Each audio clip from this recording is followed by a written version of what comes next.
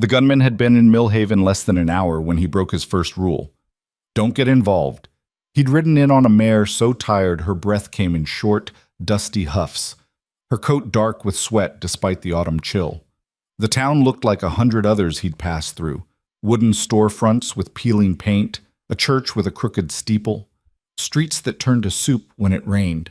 The kind of place that had seen better days and knew it wouldn't see them again. He'd planned to water the horse, buy supplies, and be gone by nightfall. North. Always north. That was the second rule, and he never broke it. But then he saw her. She stood outside Mercantile and Goods, back pressed against the storefront, and two men had her boxed in. Not touching her. Not yet. But close enough that their intention was clear. One was tall and raw-boned, with a scar that split his eyebrow. The other was shorter, thicker, the kind of man who'd run to fat if he ever stopped moving. Both wore guns on their hips, worn leather that said they knew how to use them. The woman didn't look scared. That was what caught his attention. She looked furious. "I said no, Mr. Hewitt." Her voice carried across the street, clear and cold. "And I'll keep saying no until you develop the capacity to understand the word." The tall one, Hewitt, smiled, but there was nothing friendly in it. "Now, Mrs. Aldridge, that's harsh talk. We're just trying to help you see reason." "Reason." She said it like it tasted bad. "You call threatening my livelihood reason?" "No threat, ma'am. Just facts. Your ranch is bleeding money. You got no hands willing to work for you, no water rights worth a damn, and winter coming on hard. Mr. Calloway's offer is generous, more than generous. Mr. Calloway can take his offer and... Careful." The shorter man stepped closer, his voice dropping to something ugly. "You're alone out there, Catherine. Accidents happen on ranches, fires, stampedes, all kinds of unfortunate circumstances." The gunman was off his horse before he'd made the conscious decision to move. He walked slowly, deliberately, his boots making almost no sound on the packed dirt. He didn't reach for his gun, didn't need to. Something in the way he moved made both men turn, hands dropping instinctively toward their holsters. "Gentlemen," his voice was quiet, almost conversational. "Seems like the lady's given you her answer." Hewitt's eyes narrowed, taking in the stranger. Trail dust on his clothes, a face weathered by sun and wind, eyes that didn't blink much. The kind of man you didn't see in mirrors, you saw in wanted posters. Or nightmares. "This ain't your concern, friend." "Didn't say it was." The gunman stopped about 10 feet away, relaxed, hands loose at his sides. "But you're blocking the walkway. Makes it hard for people to go about their business." The shorter man laughed, but it sounded forced. "You got some sand, stranger, but you're new here. Don't know how things work." "Then educate me." Hewitt studied him for a long moment, doing the math in his head. 2 against 1. They had the advantage, but something in the stranger's stillness made him hesitate, made him remember stories he'd heard about men like this, men who didn't talk much because they didn't need to. "Come on, Wade." Hewitt stepped back, pulling his companion with him. "Mrs. Aldridge needs time to think on our offer. We can be patient." They walked away, but not before Wade shot the stranger a look that promised trouble. The woman, Catherine Aldridge, straightened her shawl, composing herself. Up close, she was maybe 35, with dark hair pulled back in a practical bun, and eyes that had seen their share of hard seasons. Pretty, in a way that had nothing to do with softness. "I didn't need rescuing," she said. "Didn't figure you did." "So why'd you step in?" He considered the question. Truth was, he didn't have a good answer. They were in the way. Her mouth twitched. Not quite a smile, but close. "Well, thank you anyway, Mr.." He didn't offer a name. Never did. "Just passing through." "Aren't we all?" She studied him with an unsettling directness. "You looking for work?" "No, ma'am. Pity. I could use someone who makes men like Hewitt nervous." She adjusted the basket on her arm. "Word of advice, stranger, those two work for someone who doesn't like being crossed. You just made yourself a problem. Won't be here long enough for it to matter." "That's what they all say." She moved past him, heading into the store, then paused at the door. "If you change your mind about the work, I'm at the Broken Bell Ranch, 5 miles west, along the Creek Road. Pays not much, but the food's decent and I don't ask questions." Then she was gone, leaving him standing in the street wondering why he hadn't just kept riding. The saloon was called the Silver Dollar, though there probably hadn't been a silver dollar in the place since the war. The gunman sat at a corner table nursing whiskey that tasted like kerosene and watching the room. Small towns had rhythms. You learned to read them if you wanted to stay alive. Millhaven's rhythm was off. The bartender was jumpy, eyes flicking to the door every time it opened. The other patrons, ranch hands mostly by their looks, talked in low voices and didn't laugh much. Fear had a smell, and this place reeked of it. "You're the one who stood up to Hewitt." The gunman looked up. The speaker was an old man, maybe 60, with a face like dried leather and hands that shook slightly when he set down his beer. He hadn't asked permission to sit, just did it. News travels fast. In a town this size? Hell, probably knew about it before it happened. The old man grinned, showing gaps where teeth used to be. "Name's Fletcher. I run the livery. Well, used to run it. These days I mostly sit around and drink." "Sounds peaceful." "Sounds boring." Fletcher leaned back, eyeing him. "You got a death wish, or you just stupid?" "Haven't decided yet." That got a genuine laugh. "I like you. You got that look about you, like you've been places and done things you'd rather forget. Men like you usually don't stick around Millhaven long. Smart ones, anyway." "Planning to leave at first light?" "Sure you are." Fletcher's smile faded. "But since you're here, and since you pissed off Calloway's boys, figured you should know what you stepped into." The gunman didn't say anything, just waited. "Calloway runs things now. Not officially. We still got a sheriff, got a mayor, got all the trappings of civilization. But Calloway's got the real power. He's buying up land, pushing out anyone who won't sell. Some folks go peaceful, some—" He shrugged. "Accidents, like I said." "And the law?" "Sheriff Garrett?" Fletcher snorted. "Garrett's a decent man, but he's old and he's scared. Got a wife, got kids. Can't blame him for not wanting to end up in a pine box. What's Calloway want with the land? Railroad's coming through. Not this year, maybe not next, but it's coming. And whoever controls the land controls the water rights. Controls the water, controls everything." Fletcher drained his beer. "Catherine Aldridge's ranch sits right in the middle of it. Prime location. Calloway's made her 3 offers, each one lower than the last. She keeps saying no. Stubborn, brave." Fletcher's voice went quiet. "Her husband died 2 years back. Kicked by a horse, they said. But Tom Aldridge knew horses better than most men know their own wives. A lot of folks don't believe it was an accident."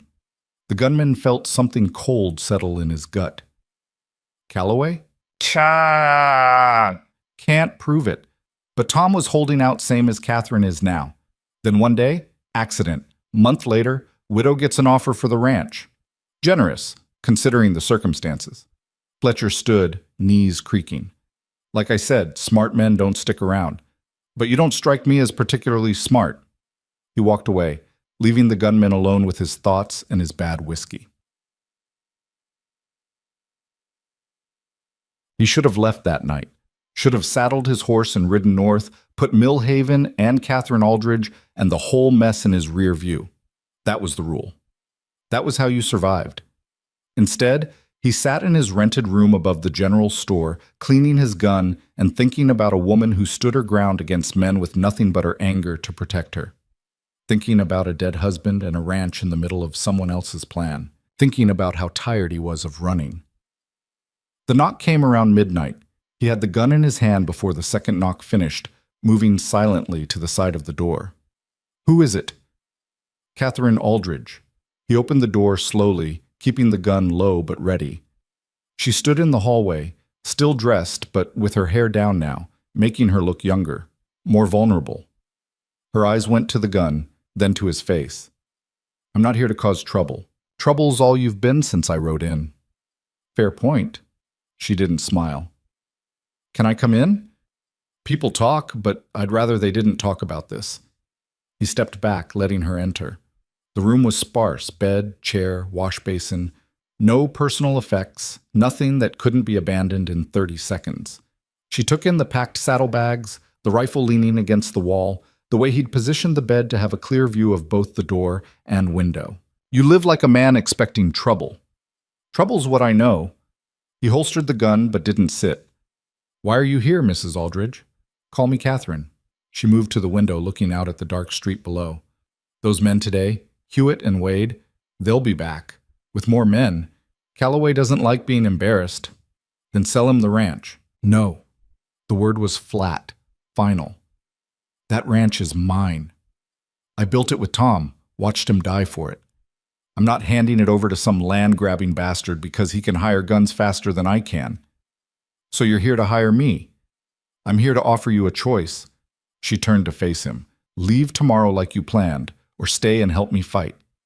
Either way, I understand, but I needed to look you in the eye and ask. He'd been asked for help before.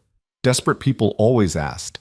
And he always said no, because getting involved meant getting killed, and he'd worked too hard at staying alive to throw it away on someone else's war. But something about Catherine Aldridge made him hesitate. Maybe it was the way she stood there, not begging, not pleading, just offering a choice like it was his to make without judgment. Maybe it was the anger in Fletcher's voice when he talked about her dead husband. Maybe it was just that he was tired of running, tired of towns that blurred together, tired of being a ghost in his own life. "What's your plan, Shates?" he heard himself ask. "Honestly, I don't have one. I've been making it up as I go." She laughed, but there was no humor in it. "I've got 4 ranch hands left, but they're scared. Can't blame them. Calloway's got maybe 20 men, all experienced. The law won't help. The town won't help. I'm alone out there." "Then you've already lost." "Probably." She met his eyes. "But I'm going to make him pay for it. Every inch of that land, he's going to have to take it from my cold hands. I owe Tom that much." Silence stretched between them, heavy with unspoken things. "I can't promise to save you," he said finally. "I'm not asking you to save me. I'm asking you to stand with me." "Why me?" "Because when those men came at me today, you didn't ask what I'd done to deserve it. You didn't tell me to be reasonable or to think about my safety. You just stepped in. No hesitation, no calculation." She smiled sadly. "And because you're the first person in 2 years who's looked at me and seen something other than a victim or a problem to be solved." He should have said no. Every instinct he'd honed over a lifetime screamed at him to say no, to walk away, to keep moving north. But he didn't. "I'll need to see the ranch, survey the land, talk to your men." "Does that mean—" "It means I'll look. That's all I'm promising." Relief washed over her face, quickly masked. "That's more than I had this morning. Thank you." "Don't thank me yet." He moved to the window, looking out at the sleeping town. "If I stay, it'll get worse before it gets better. Calloway won't back down, and neither will I. People will die. People are already dying. At least this way they'll die fighting." She left then, slipping out as quietly as she'd come, leaving him alone with the decision he'd already made but wasn't ready to admit. He rode out to the Broken Bell at dawn. The ranch sat in a valley with low hills on 3 sides and a creek running along the eastern boundary. Good defensive position if you had the men to hold it. Catherine didn't. The house was 2 stories, solid timber construction with a wraparound porch. The barn needed repairs, and the fences were in rough shape.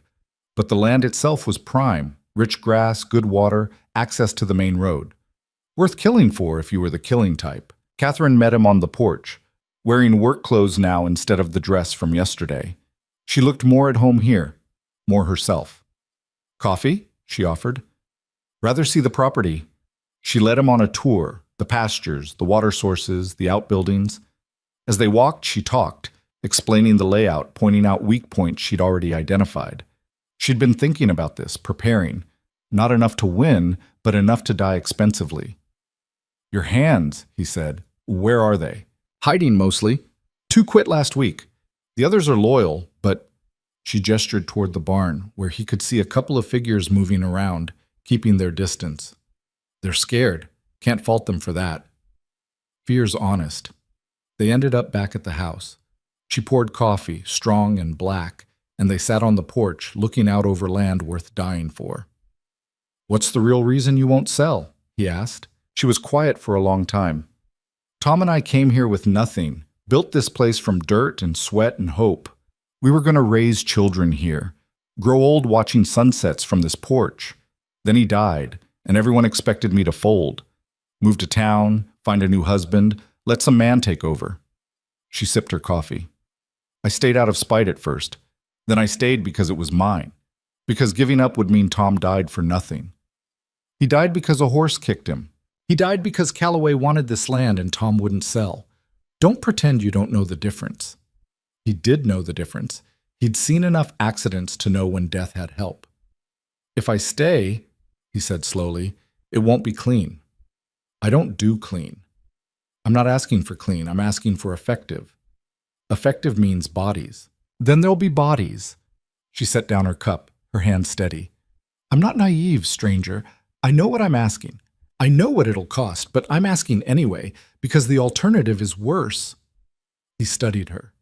This woman who should have broken but hadn't, who stood on her porch drinking coffee and talking about death like it was a business transaction. She wasn't soft, wasn't fragile. She was steel wrapped in skin, and she'd decided to fight. Men like him didn't get many chances to be more than what they were, to stand for something instead of just against everything. I'll need 3 days, he said, to prepare, and I'll need your hands to do exactly what I say, no questions. You're staying? I'm staying. The words felt strange in his mouth, like a language he'd forgotten. For now, she smiled then, a real smile, the first he'd seen from her. It transformed her face, made her beautiful in a way that had nothing to do with features. Thank you. Don't thank me yet, he repeated. This is going to get ugly. Ugly I can handle. She stood, extending her hand. Catherine Aldridge. He shook it. Her grip was firm, calloused from work. You can call me... I know. You don't give names. She released his hand. But I've got to call you something. How about Scout? You've got that look about you like you're always watching. He'd been called worse. Scout works. All right then, Scout. She picked up his empty cup. Let's get to work. The first day was reconnaissance. He rode the property boundaries, noting sight lines, natural choke points, places where men could hide or be hidden. He studied the creek, the road, the hills. War was about terrain, and this terrain had possibilities. Catherine's remaining hands watched him with suspicion.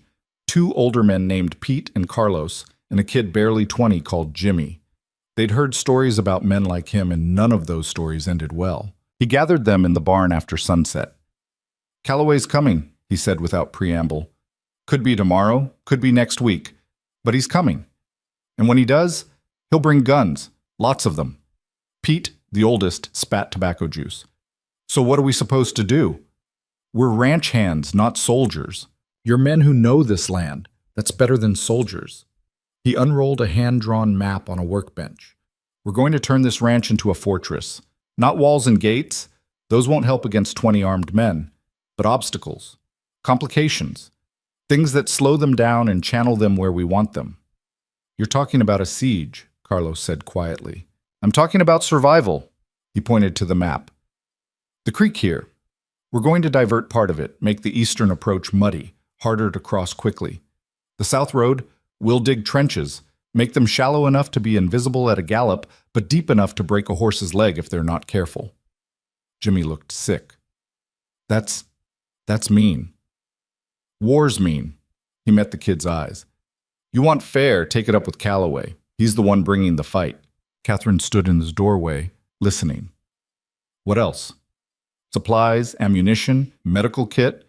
We need to be able to hold out for days if necessary. He rolled up the map. And we need leverage. What kind of leverage? The kind that makes Calloway think twice. Information, mostly.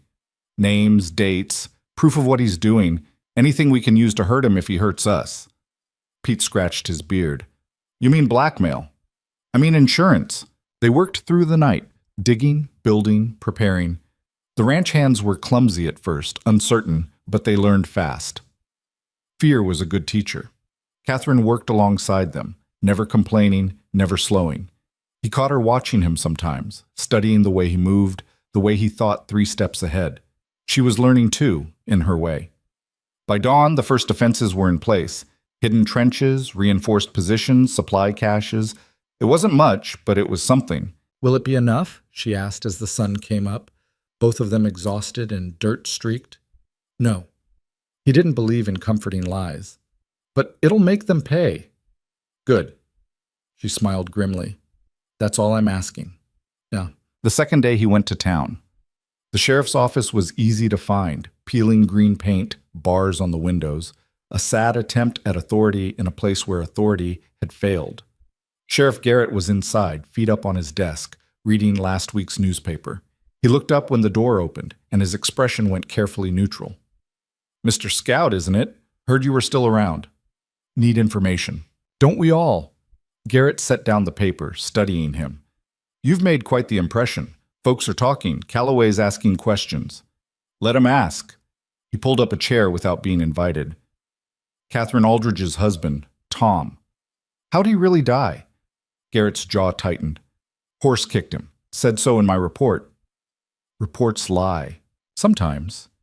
The sheriff sighed, suddenly looking older. "Look, I know what you're thinking, but I investigated. No evidence of foul play. Tom was working alone, horse spooked, tragedy happened. Story old as the West." Convenient timing, though, right after he turned down Calloway's offer. Coincidence isn't evidence. But Garrett's eyes said he didn't believe in coincidences any more than the gunman did. "What about the other ranchers, the ones who sold? What about them? They happy with their deals?" Garrett stood, moving to the window. "Most of them moved on, took their money and left. Smart ones, anyway. And the ones who weren't smart? There's a graveyard outside town. You want names? Go read headstones." He turned back. "Look, I know what you're trying to do.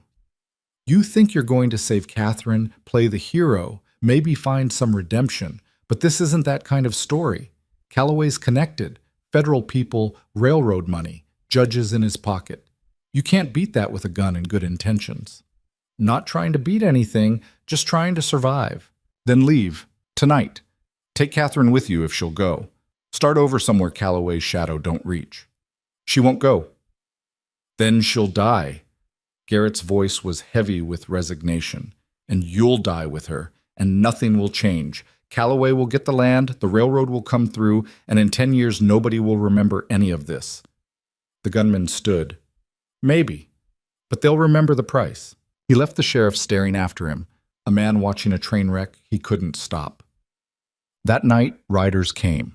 Not Calloway's men, just 2 of them. Kids, really, maybe 18.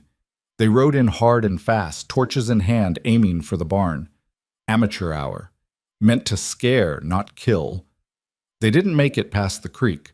The gunman had been waiting, positioned in the tree line with his rifle. One shot, precise, took the torch out of the first rider's hand. The second shot, equally precise, took the hat off the other one's head. Warning shots could have been kill shots just as easily. The riders wheeled their horses, nearly trampling each other in their panic to retreat. He let them go. They'd carry the message back. The broken bell had teeth now. Catherine came running from the house, shotgun in hand, just in time to see the riders disappear into the darkness. Was that scare tactic? He lowered the rifle. Calloway testing defenses, seeing if we're serious. And now he knows we are. Now he knows. He looked at her standing there in her nightdress and boots, hair wild, gun steady despite the fear in her eyes. This is your last chance to back out. Sell, leave, save yourself. We've had this conversation, having it again, because after tonight it's real. No more warnings, no more games, just blood. She didn't hesitate. Then let's give them blood. He smiled despite himself. This woman, this stubborn, fierce, impossible woman, she was going to get him killed, and somehow that felt right. Get some sleep, he said. Real fight comes soon. She went, but paused at the door. Scout? Yeah? I'm glad you stayed. Ask me again when this is over. But as he watched her go, he realized something had shifted inside him. For the first time in years, he wasn't just surviving. He was fighting for something, someone, and that scared him more than Calloway's guns ever could. The third day, everything changed. He was checking the perimeter when he saw the dust cloud, riders coming fast from the east. Not 2 this time, 12, maybe more. He got back to the house in time to meet Catherine on the porch. Company coming? He said calmly. Get the men in position. Don't shoot unless I do. She nodded, moving with practiced efficiency. Whatever fear she felt, she buried it deep. The riders approached slowly now, spread out, professional. At their head rode a man the gunmen recognized from Fletcher's description, Calloway himself. He was younger than expected, maybe 40, well-dressed in Eastern clothes that looked ridiculous on horseback. But his eyes weren't ridiculous. They were calculating, cold, the eyes of a man who saw people as numbers in a ledger. The rider stopped at the property line. Calloway dismounted, showing empty hands. "I'd like to speak with Mrs. Aldridge," he called out. "She's not receiving visitors." "And you are?" "Someone who doesn't care who you are." Calloway smiled, but it didn't reach his eyes. "I know who you are, or rather, what you are. A drifter. A gun for hire. A man with no stake in this." "Then why are you worried?" "I'm not worried. I'm annoyed." He took a step forward. "Mrs. Aldridge, I know you can hear me. Please, let's talk like civilized people." Catherine stepped onto the porch, shotgun cradled in her arms. "We've talked, Mr. Calloway, 3 times. My answer hasn't changed. I'm prepared to make a 4th offer. Double my previous no. You haven't heard the terms. Don't need to. This ranch isn't for sale. Not to you, not to anyone." Calloway's facade cracked, just a little. "You're being unreasonable." "I'm being honest. There's a difference." "There's also a difference between bravery and stupidity." His voice hardened. "I've tried to be generous, Mrs. Aldridge, but generosity has limits. You're one woman with one ranch and very few friends. This doesn't have to be difficult." "You're right," she said. "It doesn't. You could just leave me alone." "Can't do that. The railroad needs this land." "Then let them make me an offer." "They did. Through me." He gestured at the men behind him. "This is your last warning. Sell or face the consequences." The gunman stepped forward, putting himself between Calloway and Catherine. "You've made your speech. Now get off her property." For a moment, something dangerous flickered in Calloway's eyes. His hand twitched toward his coat, where a shoulder holster likely hid. But then he saw the gunman's stance, the casual way his hand rested near his own weapon, and reconsidered. "You're making a mistake," Calloway said quietly. "Won't be my first." Calloway mounted his horse, his men following suit. But before leaving, he looked directly at Catherine. "I'll give you 3 days to reconsider. After that, I can't guarantee your safety, or the safety of anyone foolish enough to stand with you." They rode off, leaving dust and the smell of threat behind. Catherine lowered her shotgun, hands shaking slightly now that the danger had passed. 3 days, she said. "He won't wait 3 days." "I know." She looked at him. "Will we be ready?"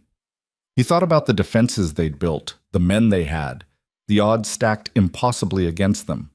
Thought about Calloway's connections, his money, his willingness to kill. "No," he said honestly, "but we'll be ready enough." That night, as the sun set over the Broken Bell Ranch, the gunman stood watch alone. Somewhere in the darkness, men were planning, plotting, preparing to take what they wanted by force. He'd made his choice, broken his rules, stopped running. Now came the hard part. Now came the war.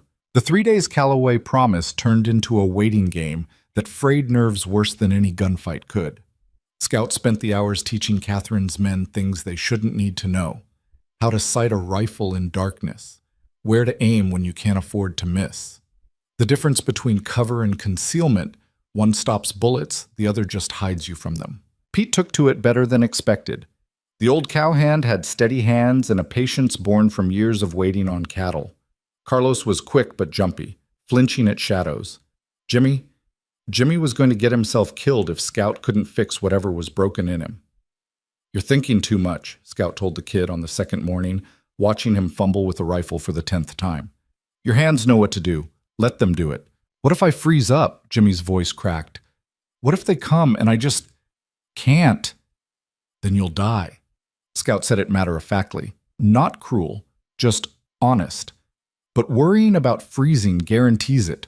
Focus on the next thing. Load the rifle. Sight the target. Breathe. Pull the trigger. Don't think past that. That simple? That simple. That impossible. Scout took the rifle, demonstrated the motion, handed it back. "Do it again." Catherine watched from the porch, coffee cup in hand, dark circles under her eyes. She hadn't been sleeping. Scout knew because he hadn't been sleeping either, and he'd seen her lamp burning at odd hours, seen her pacing the perimeter when she thought no one was looking. "He's not ready," she said when Scout joined her.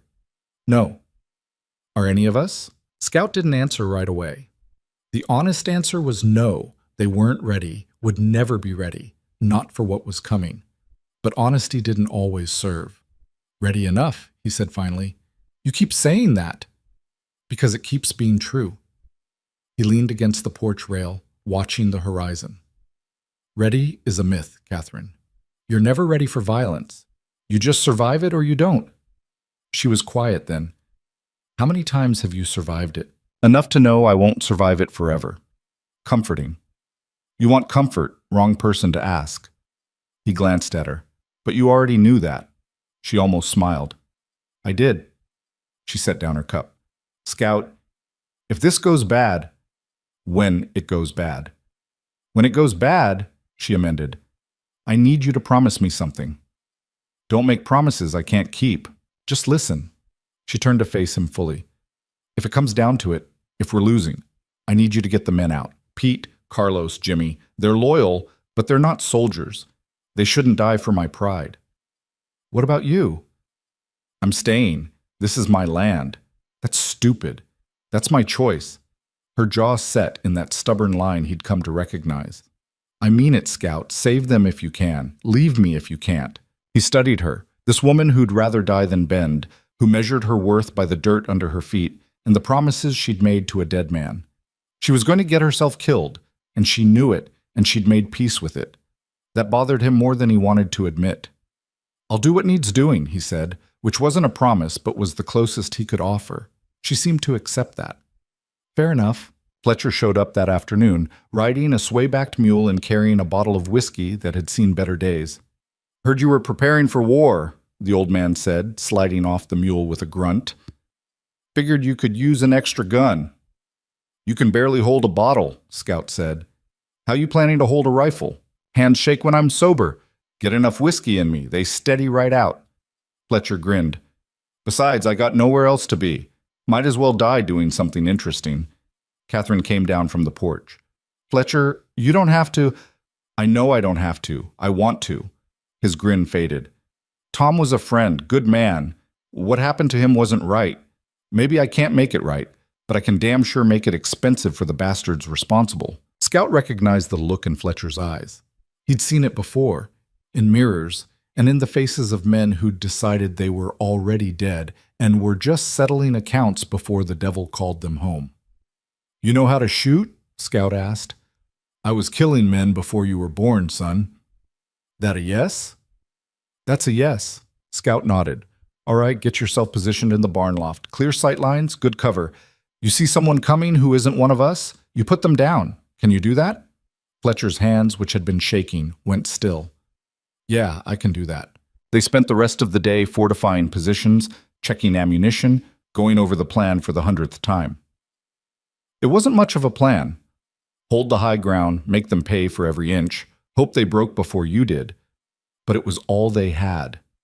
That night, Scout walked the property one last time, checking the defenses they'd built. The trenches were well hidden, the sight lines clear, the fallback positions prepared. Everything that could be done had been done. He found Catherine in the barn, brushing down her horse, a gray mare with gentle eyes. Can't sleep? He asked. Don't want to. She kept brushing, steady strokes. Every time I close my eyes, I see them coming, see the fire, the blood, see myself failing. Fear's honest. Is it still honest if it paralyzes you? He leaned against a support beam, watching her work. You're not paralyzed. You're here, preparing, fighting. That's not paralysis. That's courage. Courage feels a lot like terror. Always does. He picked up a brush, started working on the horse's other side. The trick is doing what needs doing anyway. They worked in silence for a while, the only sound the brush strokes and the horse's contented breathing. Can I ask you something? Catherine said eventually. Can't promise to answer. Why do you do this? Drift from place to place, never settling, always ready to run. What are you running from? He considered lying, then decided against it. Myself, mostly. That's a race you can't win. I know. He set down the brush. But I keep trying anyway. What did you do? That's so bad you can't stop running? Nothing. Everything. He looked at her across the horse's back. I was a different person once. Had a name, a home, people who mattered. Then the war came, and the war took all that and turned me into something I didn't recognize. When it was over, I couldn't go back to being who I was. That person was dead, so I just kept moving. Figured if I never stopped, I'd never have to face what I'd become. And has it worked? What do you think? She was quiet then. I think you stopped running when you met me, and I think that terrifies you more than Calloway's guns. She was right, and he hated that she was right, hated that this stubborn, impossible woman had somehow seen through walls it had taken him years to build. Yeah, he said finally. It does. Scout. She came around the horse, stood close enough that he could smell soap and leather and something uniquely her. When this is over, if we survive, will you stay? Really stay, not just until the next town? He wanted to say yes, wanted to promise her something beyond violence and survival, but promises were dangerous, and hope was more dangerous still. Ask me when it's over, he said. That's what you keep saying. Because it keeps being true. She reached up, touched his face, a brief contact, there and gone. All right, when it's over then. She left him there in the barn, standing in the lamplight, feeling something he hadn't felt in years, something that might have been hope, or might have been fear, or might have been both at once. The attack came on the third night, but not from the direction they expected. Scout was on watch, positioned in the tree line with a clear view of the main road. Pete was in the barn loft with Fletcher. Carlos held the house. Jimmy was supposed to be sleeping, gathering strength for the fight to come. The first sign of trouble was the smell, kerosene, sharp and wrong on the night air. Scout was moving before his conscious mind registered the threat, running low and fast toward the house. He saw the shadows detaching from the darkness, saw the torches, saw the plan unfolding with terrible clarity. They weren't attacking the main house. They were going for the outbuildings, the barn, the storage shed, everything that kept the ranch functional. Fire, he shouted, but the word was swallowed by the sudden whoosh of flames as the first torch hit the shed. Gunfire erupted from the barn, Fletcher and Pete laying down covering fire. Scout saw two shapes go down, saw the others scatter for cover, but the damage was done. The shed was burning, and sparks were already catching on the barn's roof. Catherine burst from the house, shotgun in hand, and Scout's heart stopped. She was exposed, vulnerable, and there were still men in the darkness. Get down, he shouted, but she was already moving, running toward the barn where the horses were screaming in panic. A figure stepped from behind the well, rifle raised, sighting on Catherine's back. Scout's gun was in his hand, the trigger pulled, before thought could catch up to instinct. The figure dropped. But there were more of them, spreading out, professional and organized. This wasn't the amateur hour from before. This was the real thing. Scout reached Catherine as she threw open the barn doors, smoke already billowing out. The horses were wild with fear, crashing against their stalls. Get them out, Catherine choked, eyes streaming from the smoke. Get yourself out first. The horses are dead if that roof comes down. He grabbed her arm, tried to pull her back, but she wrenched free, running into the burning barn. Scout cursed and followed because leaving her was impossible, had been impossible since the moment he'd decided to stay. The smoke was thick, choking, the heat intense. He could hear Fletcher and Pete still firing from the loft, could hear the horses screaming, could hear the crack of burning timber above. Catherine was at the first stall, fumbling with the latch. Scout got the second one open, slapped the horse inside, sent it bolting for the door. Catherine freed hers, then moved to the next. That's enough. Scout grabbed her again. We're out of time. As if to prove his point, a burning beam fell from the loft, missing them by inches. Two more, Catherine shouted. You'll die. Then I'll die. She was crying now, from smoke or emotion, or both. I can't lose everything, Scout. Not again. He understood then. This wasn't about horses. This was about holding on to something, anything, when everything else was being torn away. So he let her go, and together they freed the last two horses, sent them running into the night just as the roof began to collapse. They made it out with seconds to spare, emerging into a nightmare. The barn was fully engulfed now, flames reaching toward the sky. The shed was gone. Gunfire still crackled from multiple directions. And through the smoke and chaos, Scout could see more figures moving in, more torches, more guns. Calloway hadn't sent a raiding party. He'd sent an army. "Fall back to the house," Scout ordered, his voice carrying across the chaos. "Everyone to the house now!" Fletcher and Pete appeared from the smoke, coughing, weapons ready. Carlos was already on the porch, providing covering fire. Jimmy was nowhere to be seen. "Where's the kid?" Pete gasped. "I don't know," Scout said, which was worse than any answer. "Get inside, hold the doors, don't shoot unless you have a clear target." They retreated in stages, covering each other, making the attackers pay for every foot of ground. Scout counted 4 bodies in the firelight, maybe 5. Not enough. Not nearly enough. They made it to the house, barricaded the doors, took up positions at the windows. The fire cast everything in hellish orange light, turning shadows into demons and demons into men with guns. "How many?" Catherine asked, loading her shotgun with steady hands despite the trembling in her arms. "Too many." Scout checked his ammunition. "Not good. We can't hold long, not against this."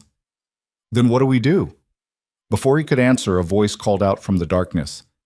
"Mrs. Aldridge! Scout! This is Sheriff Garrett! Hold your fire!" Scout moved to the window, keeping low. Sure enough, Garrett was there, hands raised, walking slowly into the firelight. Behind him, Scout could see other figures, not Calloway's men. Townspeople. Armed, determined, afraid, but present. "What's this?" Catherine whispered. "Insurance," Garrett called out. "Or stupidity. Haven't decided which." He came closer. "Calloway's men started this fire. That's arson. Murder if anyone dies. I got witnesses. I got a town full of people who are real tired of being scared." From the shadows, Calloway's voice rang out. "Garrett, you're making a mistake." "Probably. Made a lot of those lately." The sheriff turned toward where Calloway's voice had come from. "But here's the thing. You burn down this ranch. You do it in front of witnesses, official witnesses. You kill these people. You do it in front of a lawman who will testify against you. I own the judges, maybe, but you don't own the federal marshals or the newspaper men who've been asking questions about your land deals." Garrett's voice hardened. "Or did you think I was just sitting around doing nothing all this time?" Silence, heavy and dangerous. Then Calloway stepped into the firelight, and Scout had to admire the man's courage, if nothing else. He looked at the burning barn, at the bodies on the ground, at Garrett and the townspeople, and he laughed. "Impressive, Sheriff, truly. You managed to grow a spine." He gestured at his men. "Stand down." The firing stopped. The silence that followed was somehow louder than the gunfire had been. Calloway walked closer to the house, stopping just outside effective pistol range. "Mrs. Aldridge, you've won this round. Congratulations. But this isn't over. I have lawyers, I have money, I have patience. Eventually, you'll make a mistake. Leave the ranch unguarded, miss a payment, something. And when you do, I'll be there." Catherine appeared at the door, smoke-stained and furious. "Then you'll be waiting a long time." "We'll see." Calloway tipped his hat mockingly. "Enjoy your victory. They're usually temporary." He walked away, his men following, melting back into the darkness like they'd never been there at all. Garrett waited until they were gone, then approached the house. "You all right?" "Define all right," Catherine said, looking at her burning barn. "Alive counts for a lot right now." Garrett looked at Scout. "That was well played, getting word to me about Calloway's plans." Scout said nothing, but Catherine looked at him sharply. "You contacted the sheriff?" "Sent Fletcher into town 2 days ago," Scout admitted. "Figured we needed more than guns. You didn't tell me. You wouldn't have approved." "You're right. I wouldn't have." But she didn't sound angry. "Thank you. The townspeople helped put out the fire, or what was left of it. The barn was a total loss. The shed was gone. 3 horses had been saved, 1 had died in the fire, and the rest had scattered into the hills. And Jimmy's body was found behind the house, a single bullet hole in his chest. He'd been trying to flank the attackers, trying to be brave, trying to be a hero. He'd just been a kid. They buried him at sunrise, in a plot near the creek where wildflowers grew. Catherine said words over the grave, but Scout didn't hear them. He was too busy looking at the faces of the men around him. Pete, Carlos, Fletcher, even Garrett. All of them had survived the night, but Jimmy was dead, and that weight was his to carry. "It's not your fault," Catherine said quietly, standing beside him after the others had left. "I know. Do you? No. He looked at the fresh grave. I taught him everything I could. Wasn't enough. Nothing would have been enough. Some people aren't made for violence. Then they shouldn't have been here. He chose to be here, chose to stand with us. That meant something. It meant he died. Catherine didn't have an answer for that, because there wasn't one. Death was death, noble or otherwise, and the dead didn't care about meaning. The days that followed were strange, quiet, but not peaceful. Calloway's men didn't come back, but their presence was felt in other ways. Supplies became harder to get. Workers refused jobs at the Broken Bell. Prices went up on everything Catherine needed. Economic warfare, Scout called it. Slower than bullets, but just as effective. He's bleeding us dry, Catherine said one evening, going over the books. I can't afford to rebuild the barn. Can't hire new hands. Can't even stock up for winter at these prices. So we adapt. To what? Poverty? She threw down her pen. I'm losing, Scout. Just slower than if I'd sold. You're still here. That's not losing. Feels like it. Scout understood the frustration. Victory was supposed to feel better than this. Triumphant. Final. Instead, it felt hollow, temporary, like a storm that had passed but left debris everywhere. But he'd learned something during the attack, something that changed his calculations. He'd learned that Catherine Aldridge was worth fighting for, not just the idea of her or what she represented, but her. The stubborn, fierce, impossible woman who'd rather burn than bend. And he'd learned that maybe, just maybe, he was tired of running. I've been thinking, he said carefully, dangerous habit, about staying, really staying. She looked up sharply. What? You asked me before if I'd stay when this was over. I'm saying maybe I will, if you'll have me. Scout, She stopped, seeming to struggle with words. Why now? Because I'm tired. Tired of moving. Tired of being alone. Tired of pretending I don't care about anything. He met her eyes. And because when I thought you were going to die in that barn, I realized I do care. About you. About this place. About having something to fight for that isn't just survival. She was quiet for a long time. You know, this doesn't solve anything. Calloway's still out there. The problems are still here. I know. And you're still willing to stay. I'm still willing to try. She smiled then, sad and hopeful and beautiful. Then yes. Stay. Please. He crossed to her and she stood, and they met somewhere in the middle.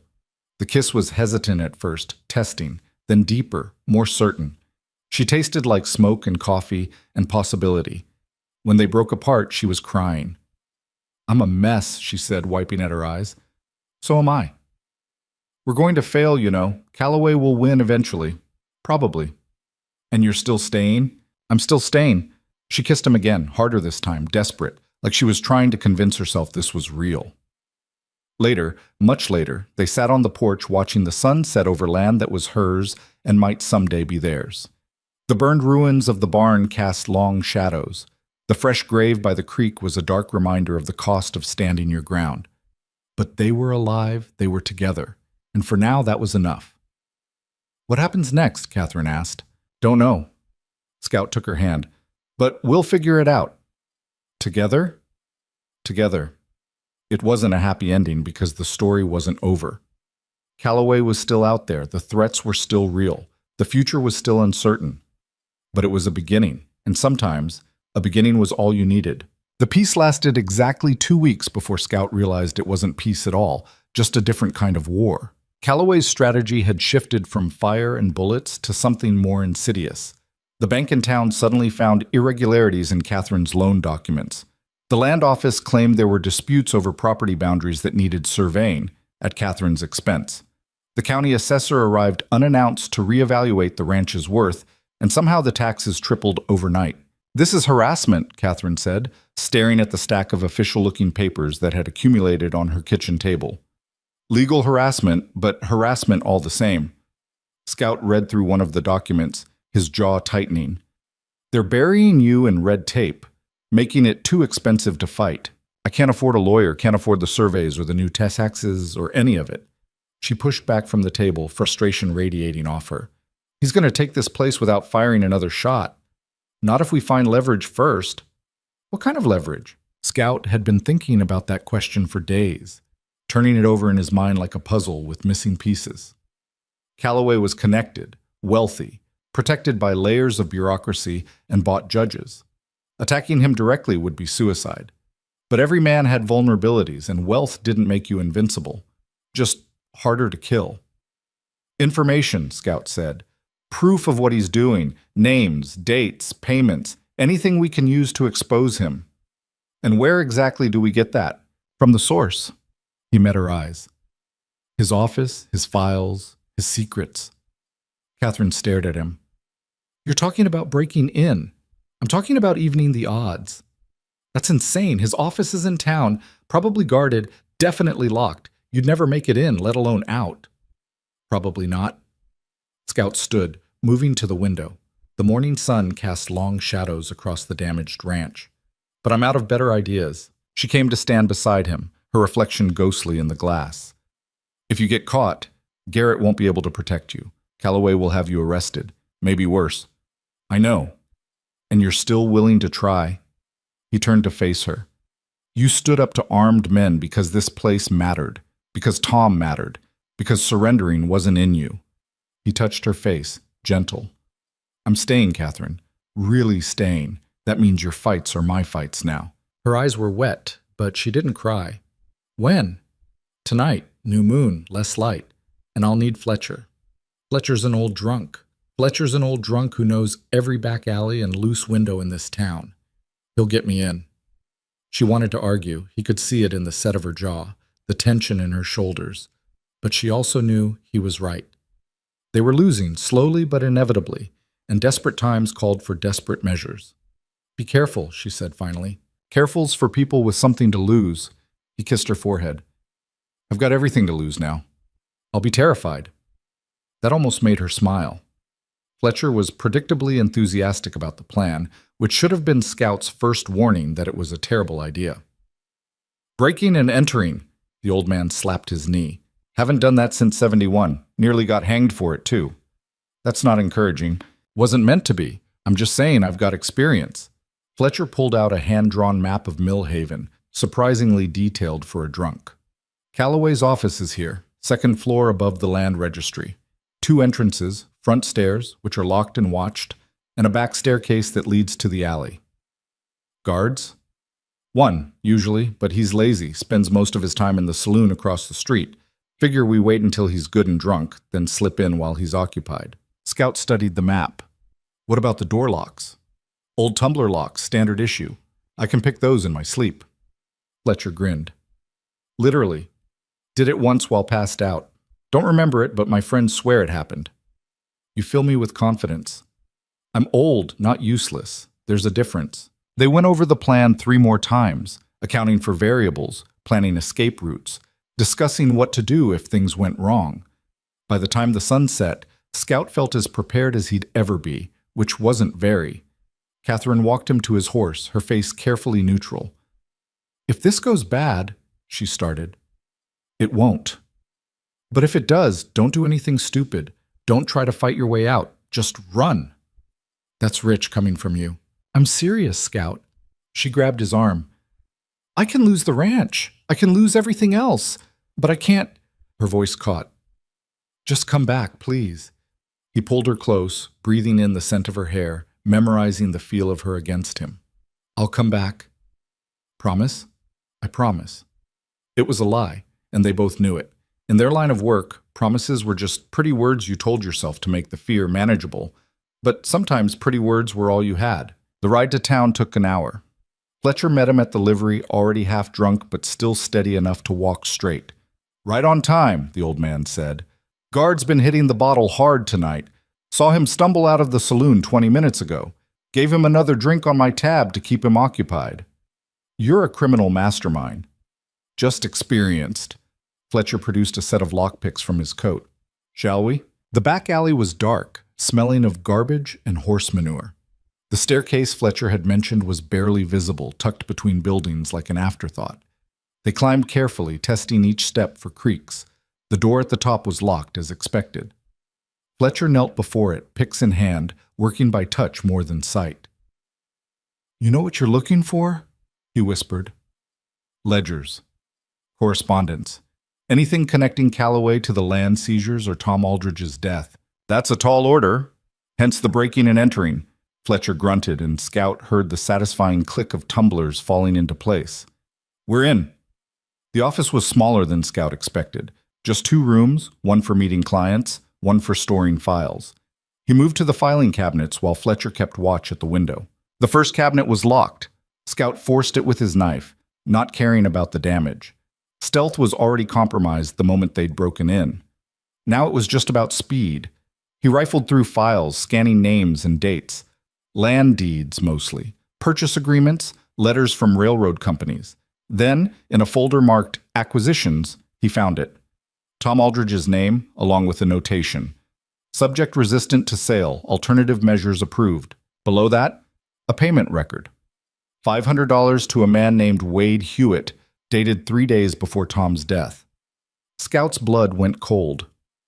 Fletcher, I've got something. Make it quick, guards moving.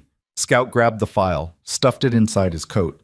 He was turning to leave when he saw another folder, this one labeled Federal Interests. Inside were letters between Calloway and someone in Washington, a senator, by the letterhead, discussing railroad routes, land values, and profit projections that made Scout's head spin. This wasn't just about Catherine's ranch. This was bigger, wider, a scheme that touched federal land grants and congressional appropriations. Scout, we need to go, now. He grabbed that folder too, then heard footsteps on the stairs. Heavy footsteps. Multiple sets. Back door? Scout asked, already knowing the answer. Only one way out. Of course there was. Scout moved to the window, looked down. 2-story drop to the alley below. Survivable, but not pleasant. The footsteps reached the landing. A key rattled in the lock. Out the window, Scout ordered. I'll handle this. You can't. Go! Fletcher went, nimble as a man half his age, dropping into the darkness below. Scout heard him land with a grunt and a curse. Then the old man was moving, disappearing into the shadows. The door opened. Calloway stood there, flanked by Hewitt and 2 other men Scout didn't recognize. They all had guns drawn. Mr. Scout, Calloway said pleasantly. Breaking and entering, theft of private documents. Sheriff Garrett will be disappointed. Scout kept his hands visible, the stolen folders pressed against his chest under his coat. Just admiring your filing system. Amusing. Calloway stepped inside, his men spreading out to block any escape. I'd hoped you'd be smarter than this. Hoped you'd take my warning seriously and leave town. Not really my style. No, I suppose it isn't. Calloway's eyes went to Scout's coat, seeing the telltale bulge of the folders. I assume you found something interesting? Depends on your definition of interesting. Give me the files. Can't do that. Calloway sighed. I was afraid you'd say that. He nodded to Hewitt. Search him. Hewitt moved forward, confident, his gun leveled at Scout's chest. Scout waited until the man was close, committed, then moved. His hand shot out, grabbed Hewitt's gun, twisted. The weapon discharged, loud in the confined space, the bullet going wild. Scout used Hewitt's momentum against him, spinning the man around, putting him between Scout and the other guns. Easy, Scout said quietly, Hewitt's own gun now pressed against his spine. Everyone stays calm. Nobody dies. Except you, Calloway said. Even if you make it out of this room, you won't make it out of town. I own this place, Scout. The streets, the buildings, the people. You've got nowhere to run. Then I guess we're at an impasse. They stood frozen, a tableau of violence waiting to happen. Scout's mind raced, calculating odds, looking for angles. He could probably shoot Hewitt, maybe one other before they killed him. But that still left 2 men and Calloway, and death wasn't the goal here. The goal was getting the files to Catherine, getting proof to people who could use it. Let's make a deal, Calloway said. Give me the files, walk away.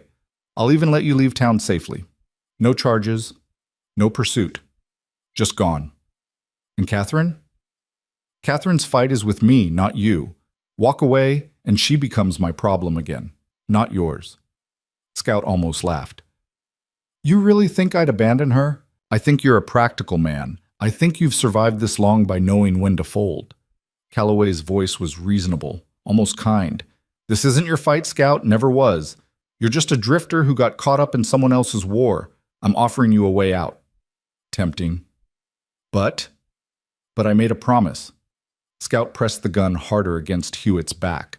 And I'm tired of running. Then you're a fool. Probably. The window behind Scout exploded inward, glass and wood showering across the room. Everyone ducked instinctively, and in that moment of chaos, Scout moved. He shoved Hewitt forward into the other men, dove for the window, hit the sill rolling. The drop was bad, worse than it looked from inside. He landed hard in the alley, felt something in his ankle twist wrong, but kept moving. Gunfire erupted above him, bullets chewing into the dirt beside him. He ran, limping, the folder still pressed against his chest. Fletcher was waiting at the corner with both horses. You took your sweet time. Got held up. Scout practically fell into his saddle, his ankle screaming protest. Ride! They rode hard through the dark streets, Millhaven waking behind them with shouts and running feet. Scout heard more gunfire, heard horses being saddled, heard Calloway's voice ordering pursuit. But they had a head start, and Fletcher knew every shortcut, every hidden trail. They left the road, cut through fields and forest, the horses lathering with effort. Scout's ankle throbbed, his ribs ached where he'd hit the ground, but the folders were safe, pressed against his chest like a talisman. They'd done it, actually done it. Now came the hard part, staying alive long enough to use what they'd found. Catherine was waiting on the porch when they arrived, rifle in hand, her face ghostly pale in the pre-dawn light. I heard gunfire, she said as Scout half fell from his horse. I thought, I'm here. He leaned against the porch rail, his ankle refusing to support his weight properly. Got what we came for. He pulled out the folders, handed them to her. She opened them right there, scanning the contents by lamplight, her expression shifting from confusion to shock to cold, burning fury. He killed Tom, she said quietly. Paid Hewitt to do it. It's right here, in his own records. I know. And the railroad scheme, it's all documented. Names, amounts, federal corruption. She looked up at him. Scout, this is enough. Enough to bring him down, expose everything, if we can get it to the right people. Garrett. We give it to Garrett. He takes it to the federal marshals. Calloway owns judges, Catherine. Maybe owns marshals too. We need someone he can't touch. Fletcher, who'd been tending the horses, spoke up. There's a newspaper editor in Denver. Man named Harrison. Honest type, hates corruption. Get these files to him, he'll print every word. Denver's 3 days' ride, Scout said. Calloway will know we have the files by now. He'll send men after us. Then we leave now, Catherine said. All of us. We ride to Denver, give Harrison the story, let him expose Calloway to the whole territory. And the ranch? She looked out at the land she'd fought so hard to keep, the burned barn, the fresh grave, the hills touched by morning light. The ranch will still be here when we get back, if we get back. You'd leave it undefended? I'd leave it temporarily to save it permanently. She met his eyes. Besides, you taught me something, Scout. Sometimes survival means knowing when to retreat. He wanted to argue, to point out the flaws in the plan, the risks, the ways it could all go wrong. But she was right. They had the proof, had the weapon to destroy Calloway. Now they just needed to survive long enough to use it. Fletcher, you up for another ride? Scout asked. The old man grinned. At my age, every ride might be the last one. Might as well make it interesting. They spent the rest of the morning preparing, gathering supplies, loading weapons, leaving instructions for Pete and Carlos to hide if Calloway's men came. The ranch hands didn't understand, couldn't understand why Catherine would leave after fighting so hard to stay. But Carlos, perceptive as always, seemed to grasp something of the truth. You're going to finish it, he said. Really finish it. That's the plan, Catherine said. Then go. We'll watch the place. Keep it standing until you come back. And if we don't come back? Carlos smiled sadly. Then at least you went down swinging. They left at noon, 3 riders heading east toward Denver, and a reckoning that had been building since the day Scout first rode into Millhaven. The folders were wrapped in oilcloth, protected from weather and damage, carried in Scout's saddlebag like the precious cargo they were. Behind them, the Broken Bell Ranch grew smaller, disappearing into the hills and distance. Ahead of them lay 3 days of hard riding, Calloway's men somewhere on their trail, and a city that might save them or condemn them. Scout's ankle throbbed with each step his horse took. His ribs ached. Exhaustion pulled at him like weights. But Catherine rode beside him, determined and fierce, and that made the pain bearable. "Think we'll make it?" she asked after they'd been riding for an hour. "Honestly? No idea."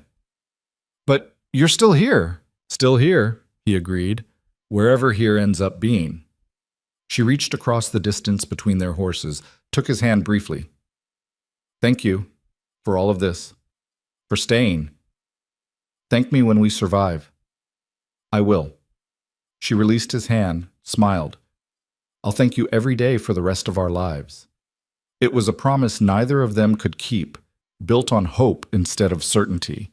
But hope was what they had, and hope was what would carry them forward. Fletcher rode ahead, scouting the trail, his eyes sharper than they had any right to be. The old man had found a purpose in this fight, Scout realized.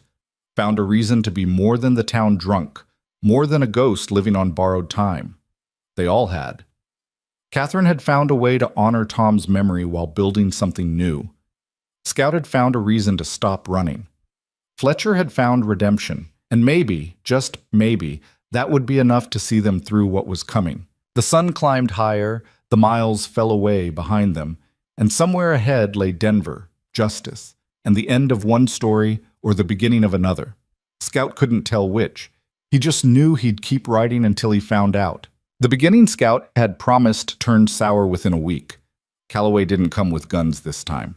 He came with papers, legal documents, property liens, water rights disputes that had been buried in county records for decades. The kind of warfare that couldn't be fought with bullets. "He's claiming the creek," Catherine said, staring at the official notice that had been nailed to what was left of her barn. "Says his property line extends to the water source, which means I'm using his water illegally." Scout read the document, jaw tight. "This is fabricated." "Of course it is, but proving that takes lawyers, and lawyers take money I don't have." She crumpled the paper, threw it aside. "He's smart. Can't beat us with force, so he's strangling us with law." Pete stood nearby, hat in his hands. "Ma'am, if we can't use the creek, the cattle can't drink. They'll die before winter." "I know. So what do we do?" Catherine looked at Scout, and he saw the desperation there, the fear she tried to hide. She was drowning, and they both knew it. "We fight it," Scout said, though he had no idea how. "With what?"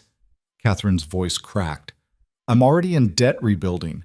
Already lost half my herd because feed prices tripled. Already—" She stopped, composed herself. "I can't win this, Scout. Not this way." "Then we change the game." "How?" He didn't have an answer yet, but he'd learned one thing in all his years drifting. When someone had power, you found where they were vulnerable, and you pressed hard. "Give me a day," he said. He rode into town that afternoon, not to the sheriff's office, but to the telegraph office. The clerk, a nervous man named Willis, looked up from his desk with suspicion. "Need to send a wire," Scout said. "To where?" "Denver, Federal Marshal's office." Willis's hand started shaking. You think Calloway controls the telegraph?" Scout leaned on the counter. "Maybe he does. But you send this anyway, because I'll know if you don't. And that's a problem you don't want." Willis took the message with trembling fingers, read it twice. "This says Calloway's involved in land fraud, murder, conspiracy." "That's because he is." "You got proof?" "Working on it?" Scout dropped coins on the counter. "Send it, today." He left before Willis could argue, knowing the wire might never get sent, might get intercepted, might result in nothing. But it was movement, action, the thing that kept despair from setting in. His next stop was the land office, a cramped building that smelled like dust and old paper. The clerk there was ancient, a man named Silas who'd been recording deeds since before the war. "Need to see property records," Scout said. Silas didn't look up from his ledger.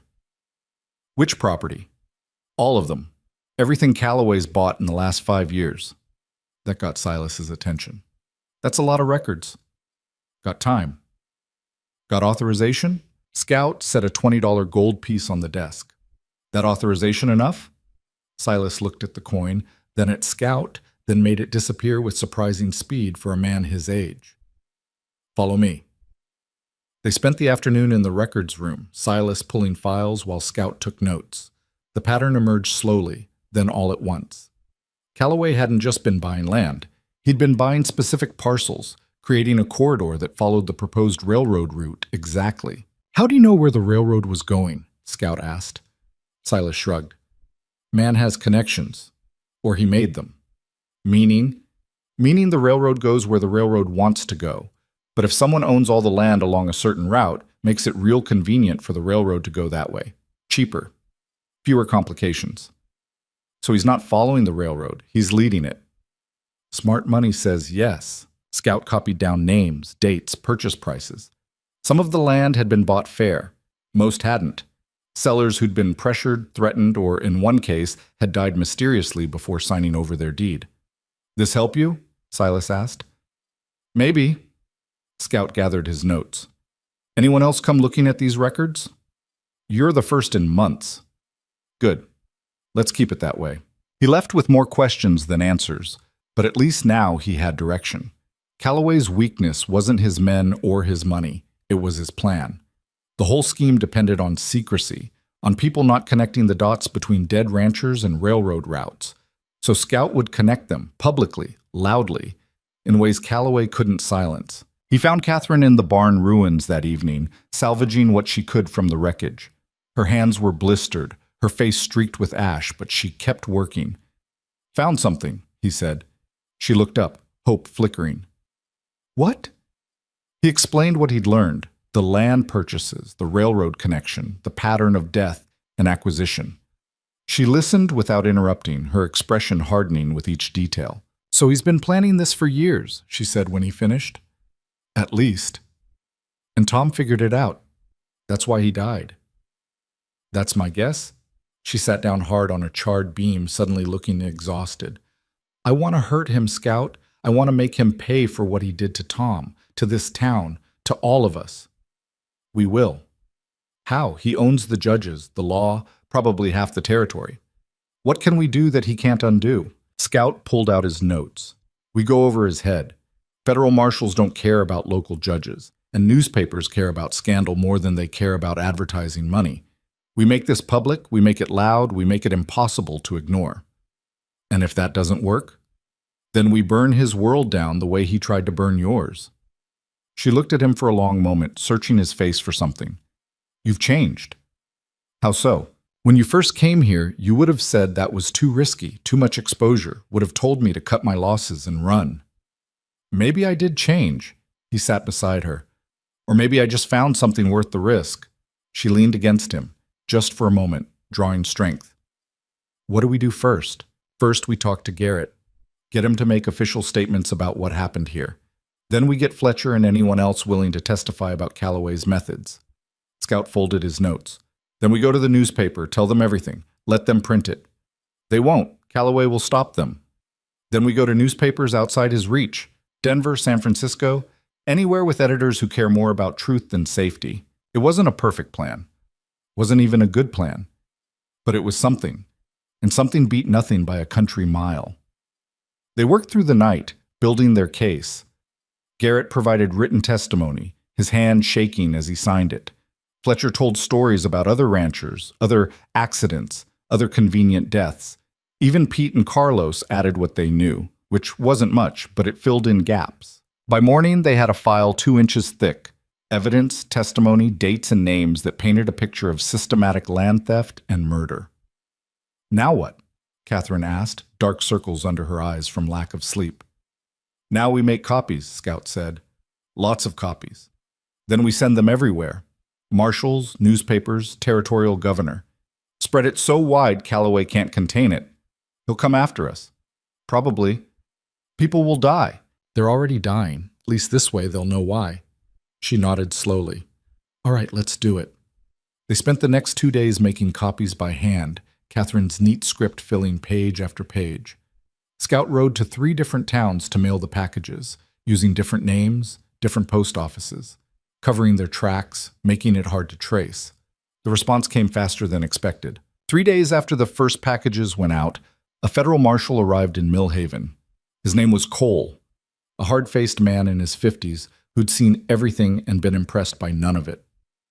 "You Scout?" he asked, finding him at the Broken Bell. "Depends who's asking." Cole showed his badge. I'm asking. Got your wire, got your evidence package, got a lot of questions. I'll answer what I can. They talked for hours, Cole taking notes, asking pointed questions, cross-referencing dates and names. He was thorough, professional, and gave nothing away.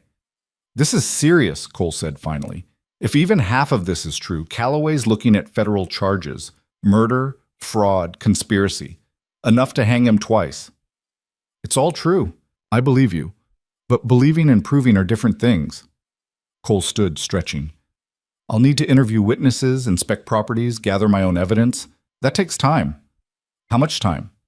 Weeks, maybe months. Catherine, who'd been listening from the doorway, stepped forward. We don't have months. Calloway's bleeding us dry now. Cole looked at her with something like pity. Ma'am, I understand your situation, but the law moves slow. That's how it works.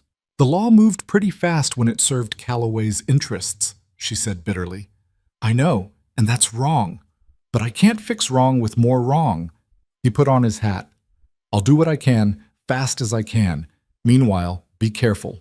Men like Calloway don't take kindly to being exposed.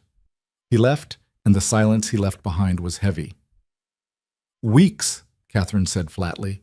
We'll be bankrupt in weeks. Then we buy time. How? Scout thought about it, turning options over in his mind.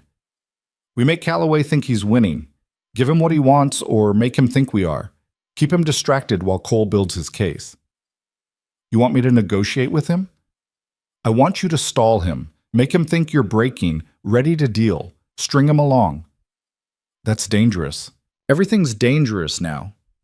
Scout looked at her. But if we can keep him focused on getting your ranch the legal way, he might hold off on the illegal way long enough for Cole to act. She hated it. He could see that in her face. Hated the idea of giving Calloway even the appearance of victory. But she was practical, and practical meant doing what needed doing. All right, she said. I'll contact him, request a meeting. The meeting happened 2 days later in town, in the hotel restaurant where things were public and presumably safe. Catherine insisted Scout come along, and Calloway surprisingly agreed. They sat across from each other like chess players studying positions. Mrs. Aldridge, Calloway said pleasantly, I'm glad you've decided to be reasonable. I've decided to listen. That's different from being reasonable. Fair enough? He gestured at Scout. And you brought your friend. Partner? Catherine corrected. Calloway's eyebrow rose. Partner? How progressive. He opened a leather folder. I'll be direct. My previous offers are withdrawn. Too much has happened, too much damage. But I'm prepared to make one final offer. $10,000 for the ranch, water rights, and all equipment. You walk away clear, no debts. That's half what the land's worth. The land's worth what someone will pay for it. And right now, I'm the only buyer. Calloway leaned back. I'm being generous, considering. You've cost me time, money, men. Another man might want compensation for that. Another man might be facing federal charges, Scout said quietly. Calloway's pleasant expression didn't change, but something cold flickered in his eyes. Is that a threat? It's a fact. Federal marshals in town asking questions, looking at records. I'm aware I've already spoken with Marshal Cole. Explained the situation. He seems very understanding. Catherine's heart sank, but Scout just smiled. I'm sure he does. Understanding's his job. So's investigation. There's nothing to investigate. Disgruntled ranchers making accusations they can't prove. It's sad, really. Mrs. Aldridge, you seem like an intelligent woman. Don't let this drifter drag you into something that'll only hurt you. This drifter has a name, Catherine said, and he stood by me when everyone else ran. I trust his judgment. Then you're a fool. Calloway closed his folder. My offer stands for 48 hours. After that, things get considerably more difficult for you. Water rights will be enforced, debts will be called, and I can't guarantee your safety or the safety of those working for you. That sounds like a threat. That sounds like reality. Calloway stood. 48 hours, Mrs. Aldridge. Choose wisely. He left, and Catherine slumped in her chair. He bought Cole, she said. Maybe. Or maybe he just thinks he did. Scout watched Calloway through the window. Men like him assume everyone has a price. Sometimes they're wrong. And if they're not? Then we go to Plan B. What's Plan B? Scout didn't answer because he didn't have one yet. That night, Fletcher came to the ranch in a hurry, his mule lathered with sweat. "Trouble," he gasped. "Calloway's men. They're coming. Tonight. Heard them talking at the saloon. Thought I was too drunk to understand. They're going to finish what they started." Scout was already moving, gathering weapons, checking ammunition. "How many?" "Dozen, maybe more. They're not hiding it this time. Don't care who knows." Catherine appeared from the house, rifle in hand. "We can't hold against that many. Not again." "No," Scout agreed. "So we don't hold, we leave." "What?" "We get everyone out. Now. Take what we can carry and go." "I'm not abandoning my ranch." "You're not abandoning it. You're surviving it." Scout grabbed her shoulders. "Catherine, listen to me. This isn't about pride or land or anything else. This is about staying alive. We leave now. We live to fight another day. And if I won't go, then you'll die. And I'll die with you because I'm not leaving you here." His voice was rough. "Is that what you want? Both of us dead over dirt?" She looked at him, tears in her eyes, and he saw the moment she broke. Not gave up, but broke, the shell of stubbornness cracking to reveal the fear underneath. "I hate this," she whispered. "I know. I hate him." "I know that too." She nodded once, sharp. "All right. We go. But Scout..." "Yeah? We're coming back. I don't care what it takes. We're coming back. We're coming back," he promised. They gathered what they could, food, water, weapons, important documents. Pete and Carlos loaded a wagon while Fletcher kept watch. Everything had to be done quietly, quickly, before Calloway's men arrived. They were a mile from the ranch when they saw the glow on the horizon. Fire, again. Catherine made a sound, not quite a scream, not quite a sob. Scout put his arm around her, held her as she shook with rage and grief. "Keep moving," he said softly.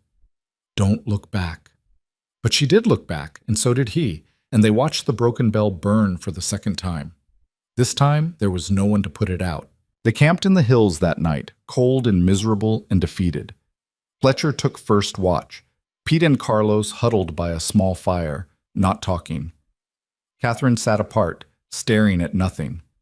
Scout found her there, wrapped in a blanket, her face blank. "I'm sorry," he said. "For what?" "You tried to save me. I wouldn't let you." "For not being enough." He sat beside her. "For breaking my promise about coming back, about staying. You didn't break anything. You're still here." "Barely." He looked at the distant glow. "I thought I could protect you. Thought maybe this time I could be more than just a man with a gun. But I'm not. I'm exactly what I've always been, someone who survives while everything around him burns." She turned to him then, and her eyes were fierce. "Stop it." "Stop what?" "Stop making this about you, about your failures, your guilt, your past." She grabbed his hand. "I chose this, chose to fight, chose to stay, chose you. Those were my decisions, and I'd make them again. Even now, even after losing everything, I haven't lost everything. I've lost land and buildings and cattle, things, important things, but just things." She squeezed his hand. "I haven't lost myself, haven't lost my fight, and I haven't lost you." He wanted to believe her, wanted to think that made a difference. But Jimmy's grave was still fresh, the ranch was still burning, and Calloway was still winning. "What do we do now?" he asked. "We survive. We plan. And we make him regret he was ever born." The anger in her voice was familiar. The same anger that had made her stand up to Hewitt outside the store. The same anger that had kept her fighting when everyone else ran. It was her core, the thing that couldn't be burned or broken or bought. And maybe that was enough. Maybe that was how you fought men like Calloway, not with guns or law or clever plans, but with the simple refusal to quit, with anger that burned hotter than any fire, lasted longer than any siege. "All right," Scout said. "Then we make him regret it." They sat together, watching their past burn and their future emerge from the ashes, two people who'd lost everything except each other and the will to keep fighting. It wasn't victory, wasn't even close, but it was something, and sometimes something was all you had left to hold on to. The federal marshals arrived 3 weeks after the fire, riding in with the kind of quiet authority that made loud men nervous. There were two of them, Marshal Hendricks, a gray-haired man with eyes like flint, and his deputy, a younger fellow named Morrison, who looked like he'd rather be anywhere else. Scout watched them from the porch as they dismounted, taking in their worn boots and careful movements. Men who'd seen trouble and lived through it. Mrs. Aldridge? Hendricks removed his hat. We'd like to ask you some questions about your land dispute with Mr. Calloway. Catherine came out, wiping flour from her hands. They'd been making do with what they had, which wasn't much. Questions I can answer. Coffee I can offer. Beyond that, I'm not sure what help I'll be. Coffee would be appreciated, ma'am. They sat at the kitchen table, the same table where Scout had planned defenses, where Catherine had gone over books that wouldn't balance, where they'd shared quiet meals in the aftermath of violence. Now it held coffee cups and federal authority and the possibility of something changing. Hendricks pulled out a worn notebook. We've been investigating land acquisitions in this region for the past 6 months. Your name came up repeatedly in witness statements. Witness statements? Catherine glanced at Scout, who kept his expression neutral. Sheriff Garrett's been corresponding with us. Detailed accounts of intimidation, arson, suspicious deaths. Hendricks flipped through pages. Your husband's accident, for instance. We'd like to reopen that investigation. Catherine's hand tightened on her cup. What would that accomplish? Tom's still dead. Justice, maybe, or at least accountability. The marshal looked at her directly. Mrs. Aldridge, we believe Mr. Calloway is operating a systematic land fraud scheme in conjunction with railroad interests. But belief isn't proof. We need evidence, documentation, someone willing to testify. And you think I have that? We think you might know where to find it. Scout leaned back in his chair. What kind of evidence are we talking about? Morrison spoke up for the first time. Financial records, correspondence, anything linking Calloway to the railroad consortium or showing a pattern of illegal acquisition. That could be dangerous, Scout said carefully, for whoever goes looking. That's why we're here, Hendricks said. Official protection, federal backing. This stops being a local dispute and becomes a criminal investigation. Catherine was quiet, staring into her coffee like it held answers. Scout knew what she was thinking, the same thing he was thinking. This was a way out, maybe, a way to fight Calloway with something other than guns. But it was also a risk, a big one. I need time to think, Catherine said finally. Understood. We'll be in town for the next few days. Hendricks stood, Morrison following suit. But Mrs. Aldridge, time's something you're running short on. Calloway knows we're here. He'll be covering his tracks, burning evidence, making witnesses disappear. Whatever you're going to do it soon. After they left, Catherine and Scout sat in silence for a long time. What do you think? She asked eventually. I think the marshals are right. This is bigger than us, bigger than this ranch. If Calloway's doing what they say, he's hurt a lot of people. That's not what I asked. Scout met her eyes. I think it's dangerous. I think cooperating with federal law makes us targets. And I think if we do this, there's no going back. But it might be the only way to actually win. Not just survive, but win. Catherine stood, walked to the window, looked out at the land that had cost her so much. Tom kept records. Every offer Calloway made, every threat, every suspicious incident. He was meticulous like that. Said if anything happened, we'd need proof. Where are they? Hidden. Safe. She turned back. I never looked at them after he died, couldn't bear to, but they're there. Then we have a decision to make. She nodded slowly. We do. The records were buried in a metal box beneath the floorboards of what used to be the barn. It took Scout and Pete the better part of a day to find the spot in the rubble, dig down through ash and debris, pull up the charred boards to reach the box underneath. When they opened it, Scout understood why Tom Aldridge had been killed. The documentation was extensive. Letters between Calloway and railroad executives discussing land acquisition strategies. Financial records showing payments to local officials. A ledger tracking ranches targeted, offers made, and methods used when offers were refused. Names, dates, amounts, everything you'd need to build a case.